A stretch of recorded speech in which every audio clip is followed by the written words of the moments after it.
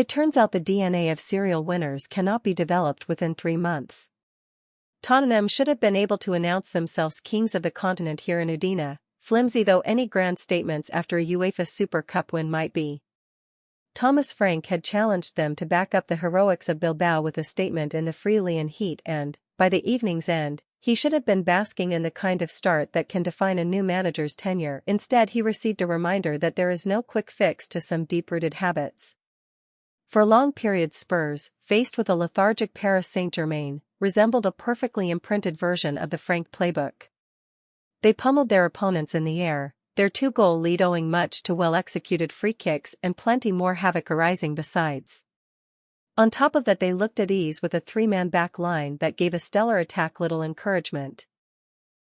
With 5 minutes of regulation time left, there was no sign they would be subjected to penalty-inflicted torment. Then the PSG substitute Lee Konyan rifled past Guglielmo Vicario from 20 yards and, for the first time, the Champions League holders looked clear-eyed. By contrast, Tottenham had sunk back and there was a familiar yawning dread when, simply unable to find a way out by now, they saw 6 added minutes held up on the touchline.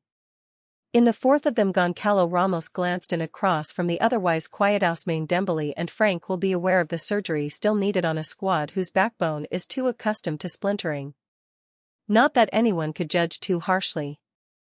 There will certainly be no recriminations for Mickey van de Ven or Matthias Tel, who both erred in the shootout and rendered a Vitinha miss irrelevant. Van de Ven was denied by the highly scrutinized PSG debutant Lucas Chevalier, who had a mixed night, and Tel wafted his spot kick wide. It left Nuno Mendes to score the clincher and leave a resounding message that the best in class are never really down and out. Used correctly, it is a lesson that will serve Spurs and Frank admirably.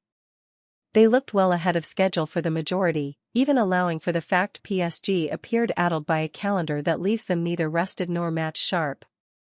Frank wants to add at least one big-ticket signing to their attack, but will have been enthused by the ball-carrying of Mohamed Kudus, who was both tireless and effective, and some of the Ghanaians' combinations with Richarlison. When Tottenham expressed themselves, it was because, full of running, they had earned the right. 3 minutes into the second half, a deep Pedro Porro free-kick found Romero, announced before kickoff as the new captain, peeling around the back to plant a downwards header across Chevalier. In truth, the keeper should have saved, applying a painfully weak hand to Romero's attempt.